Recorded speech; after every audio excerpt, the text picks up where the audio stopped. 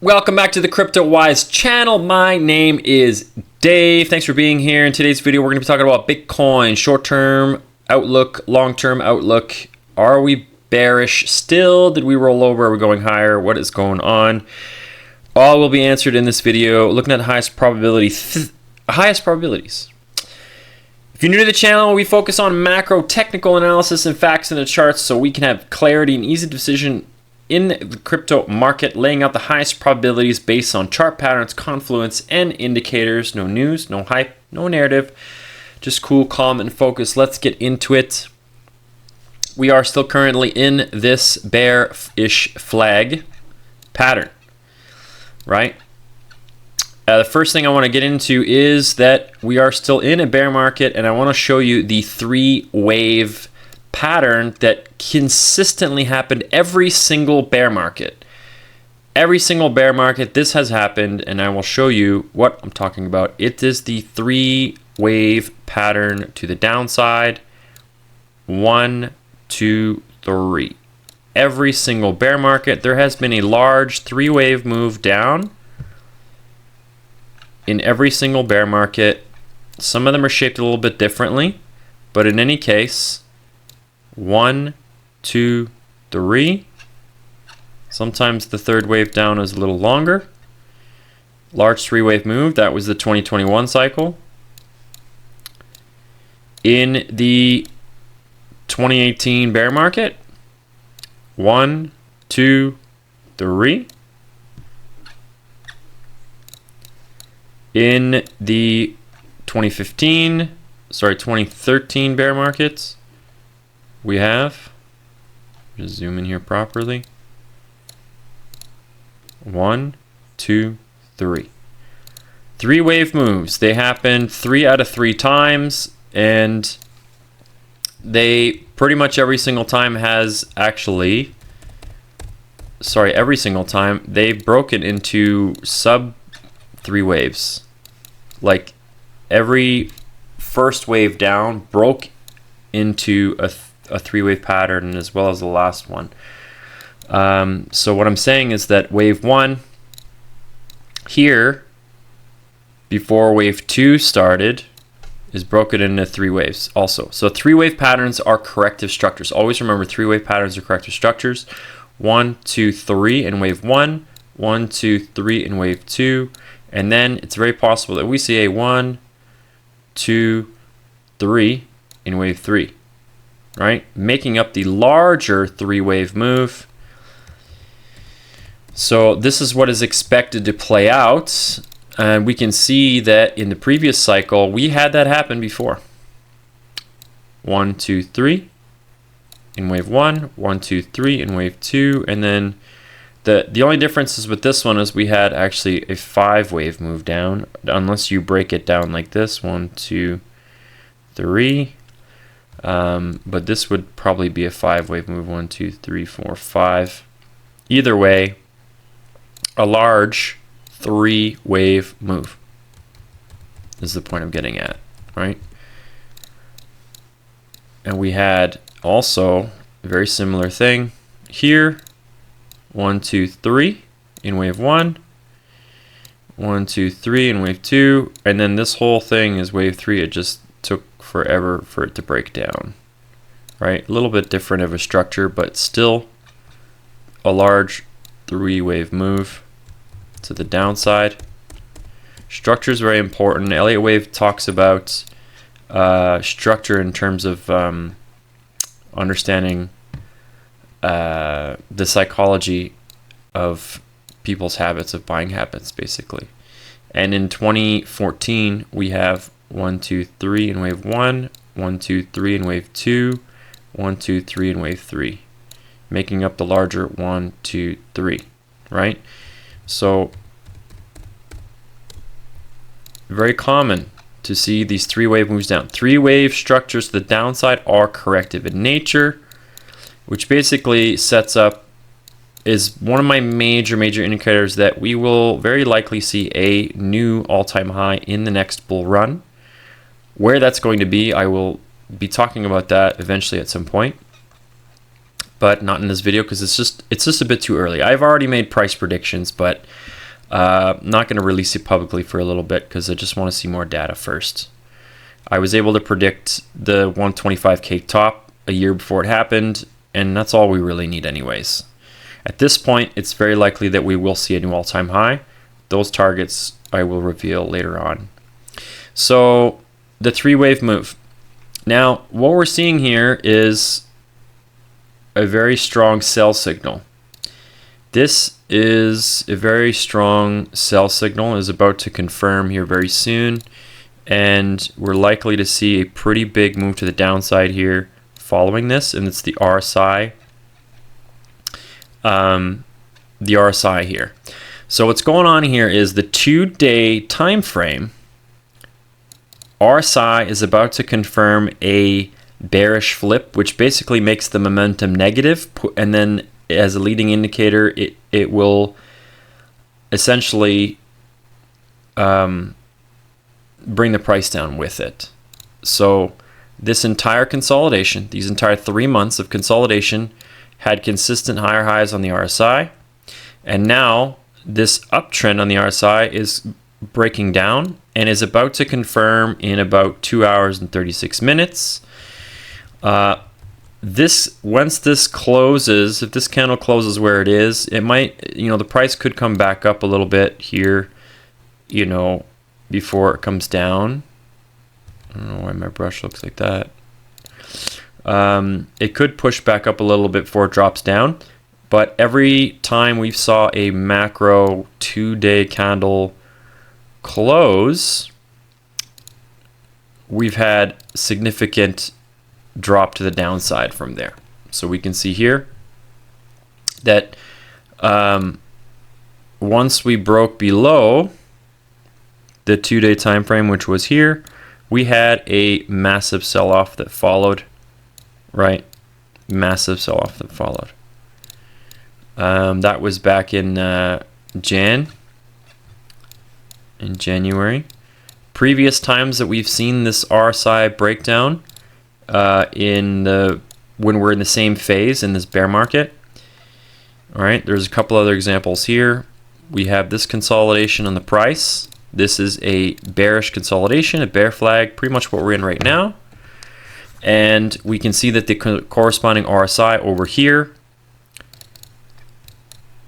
when it confirmed a candle below, which would have been over here on this candle there, basically nothing but down, and it led to the breakdown of the bear flag and then the follow through of that. Okay, we also seen a smaller consolidation here. Whoops. We also seen a smaller consolidation over here that also had its own RSI breakdown, which I believe would have been this candle right here, this candle right there, right at the bottom of this consolidation. And the RSI confirmed that it was broken, and then it just collapsed from there. And we continued to see a 39% drop from there.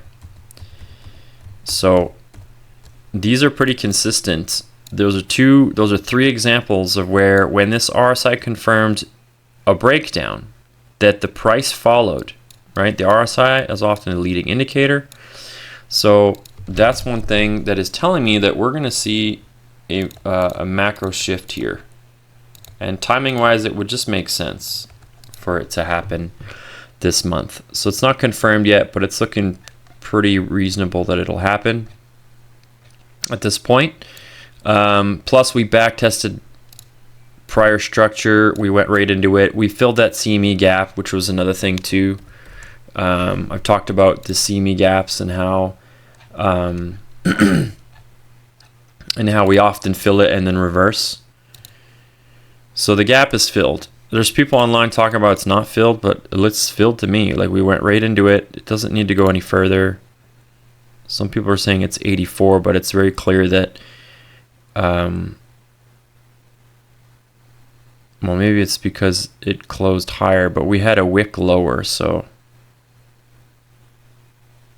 let's just just so I can understand.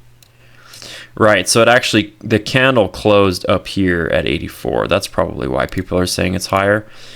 But we did fill into the Thursday low, which would technically fill the horizontal gap.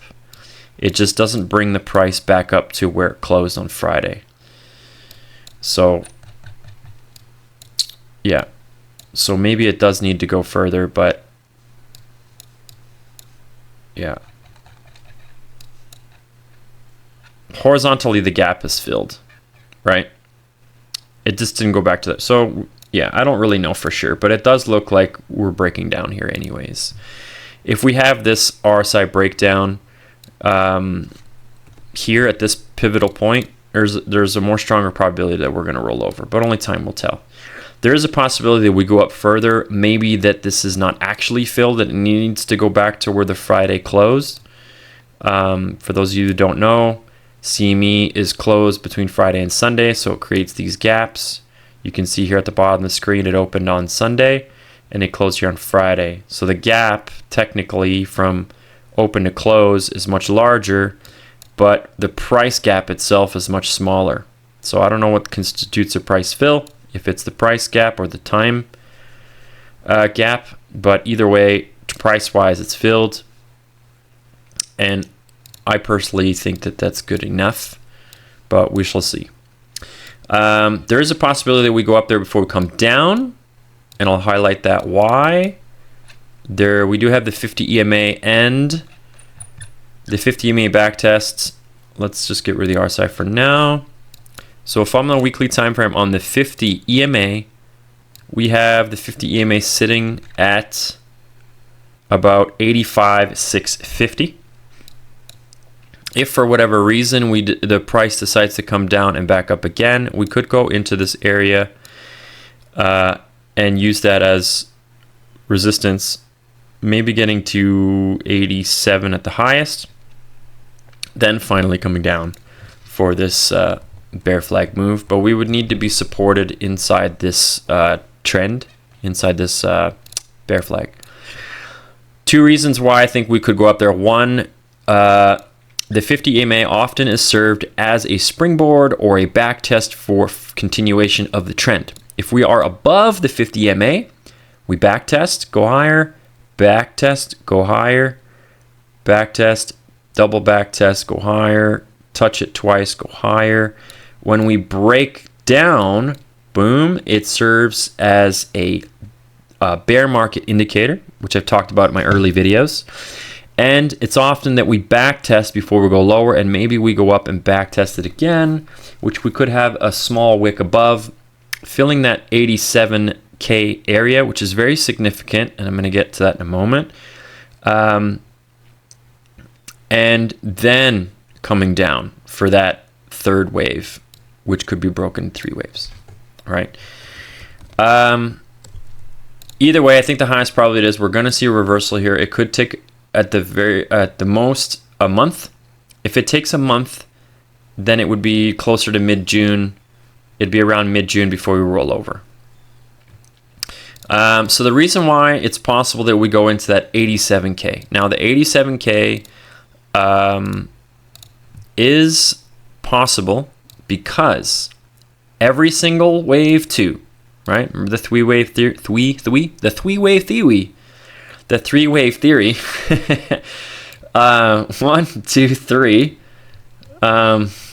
theory is every wave 2, Bitcoin has retraced 50%. Every single one. So it is possible that we retrace also 50%. Let's just see what I'm talking about, right? Here was swing high to swing low. I'll just grab a different chart because I did this before, and yeah, see this one. Okay, so same thing, but just different chart because the swing low is actually, I think, measured more accurately. And get rid of this line. So from swing high to swing low, right, which is this wick here, right? There's your 1, 2 into the 50% retracement. Then it went down. Okay, that was the last cycle. Let's look at the cycle before that. Right? Here's your 3-wave move in wave 1. Here's your pullback in wave 2, and look, 50% retracement. We actually went a little bit above it. So it had a strong bounce. But either way, 50% retracement, and then it stayed below and eventually capitulated into that 3rd wave. Previous cycle before that, 3-wave down in wave 1, and then 3-wave up in wave 2 into the 50% retracement, and then we rolled over in that 3rd wave. So what I'm getting at is that pullback, the large macro pullback before we actually went back down, 50% retracement, 3 out of 3 cycles. Okay, that's not something to ignore, right? And the last cycle, it kind of hit it just about, right? Cycles before that, it overshot it. And this cycle, we haven't touched it, okay? Pardon the candles on this one, on this chart. It's weird. But we did reach the, let me just clean this one up. We did actually reach the 382, which is where we're getting, well, we actually went above it a little bit. So this is the reason why I believe that it's possible that we have a small pullback and maybe we reach 75K and full moon comes and we reverse back up into a wick into 87K around early to mid-June. From there, we double top down. Then we finally break down the channel and we basically have a July crash. That should be pretty aggressive because we often get a summer crash. So, right. Also highlighting the importance of the moons. So if this were going to play out, let me just go back to the other charts because that one, the candles are ugly. If we were gonna dump, we would need to see a pretty aggressive move this week.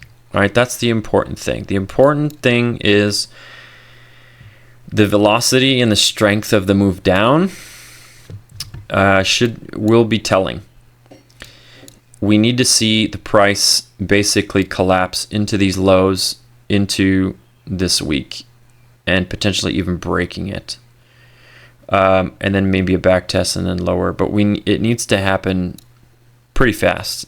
If it's stalling out and just kind of fluctuating around here, I would say probably by Thursday, if we're not already broken down out of this channel, I'm going to suspect that there's a higher probability that we're gonna probably reverse and push into that 87K.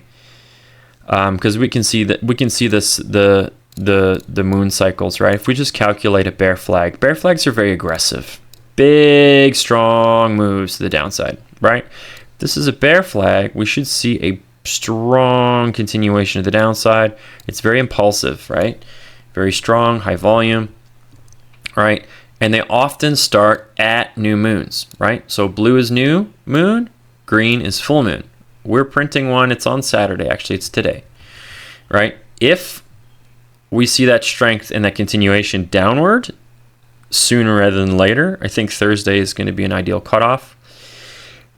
If we're not broken down by Thursday, or even at least at 73, testing that area, I think the probabilities shift that we're going to see potentially a still higher low into a full moon, and then we push up into that 87K area before we come down. So we're using the moon cycles as timing because we can see that new moons are local tops, full moons, new moon, full moon, new moon, full moon, new moon. If we are going to drop down, the pivot point should be pretty aggressive, and we should bottom a little bit after the full moon, maybe a week or so. So timing wise is important because it's very common that we don't just collapse into a new moon. So basically what I'm saying is if we're not in 2 weeks, if we're still in this range and the full moon is coming and we haven't broken out of this channel, well, it's probably going to be a higher low, and then we're going to go up into the new moon, which is going to be around mid-June, right? And then we'll have the drop pretty aggressively. So time will tell. It's looking probable due to the RSI breakdown on the relative strength index. This could form a higher low as well, and it could just consolidate up here. And maybe this isn't the breakdown yet, because I think on other time frames, yeah, see on the 4-day it might not show. Yeah, so in the 4-day time frame we're not broken down. And then I think on the higher time frames even less so. The 6-day time frame, so we're still way up there. So every higher time frames are stronger indicators. So we could break down on the 2-day, and then this could come here and bounce like this and come back up for a higher high and then break down and do something like that. That's why I'm looking at these. So yeah, it's all about how it's going to play out over the next week. This next week can be telling. So the other thing too is the candle structure on the weekly and 2-weekly. Ideally, a good confirmation would be a break below 70, a weekly close below 72,800. That will be a good confirmation that we're breaking down, and obviously the breakdown of the channel. If we close a weekly candle below that, more than likely we're going to just basically swing pretty aggressively down. Yeah, see, that's the weekly and 2-weekly candle range. Yeah, so that would make a lot of sense. And we can see that this bearish engulfing is looking pretty telling. We had a weekly candle up and then a weekly candle bearish engulfing, which is a sign that strength to downside. I think we see bearish engulfing, right? That was a much stronger signal. This one compared to the rest of the candles before that. But at least right now, definitely strength to the downside. So yeah, and we basically be bumping into the 2-weekly 50 EMA. It's another thing too as well. So we've never actually closed back above the 50 EMA on the 2-weekly time frame in any bear market unless we were going back up. So that's another thing that's kind of interesting. Once we broke below, once we broke back above, we were in a bull market, right? Once we broke below, we broke back above, we were in a bull market, right? Once we broke below, we broke back above, we were in a bull market. So it would be pretty interesting to see that happen, a 2-weekly close, because it would throw an interesting thing into the books. This was my indicator saying basically that if we close a 2-weekly above the 50 EMA on the 2-weekly, then I would start to flip a little bit more bullish. But considering that 50% retracement, I would have to consider that as a factor. We could close above it slightly, maybe as a doji candle, maybe on probably not this month, this 2-week candle, but the following one, no, because it closes on the 22nd. Yeah, so this candle opens on the 8th. Yeah, so we could be opening a candle above it, and then likely it would turn into a bearish hammer if the situation that we go back above, this candle is likely to close somewhere red. Next candle could open and close above it, but the following one would likely end up being a bearish hammer candle, something like this. And then, so the candle would technically, in this case, close above the 50 EMA, but if we're just going to tag that 50% retracement and we're still inside the bearish bear flag, then you see we're only invalidating one thing and keeping a couple other ones. So this is why it's important to consider context, right? So if we would push into that 50% retracement around, you know, first or second week of June, it would make a lot of sense that that would be the absolute top and still roll over, even though we would likely close a 2-weekly candle above the 50 EMA. My bearish invalidation would be if we start closing above the 50% retracement and it acts as support. So I want to see the 50 EMA broken, sorry, the 50% retracement broken, and this 50 EMA on the weekly acting as support. So if for whatever reason we come up and we start closing candles like this and pushing higher, then I would be considering that maybe the bear market's in and then we're going up. I find it very hard to believe, considering there's too much factors, considering downside is way more likely at this point. So yeah, there you have it. Watching for the development. Either we basically get a big crash this month or next month is what I'm calculating, because time is of the essence. We don't have a lot of time before we get down here, and the structure would start to look a bit funky if it didn't start to come down. So we have this the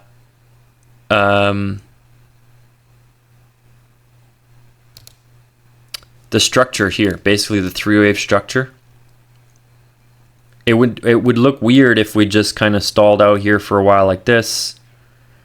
You know, it wouldn't give us much time to have a clean third wave. It would just be very sharp, and there wouldn't be enough time for another move unless we end up bottoming later, which is possible.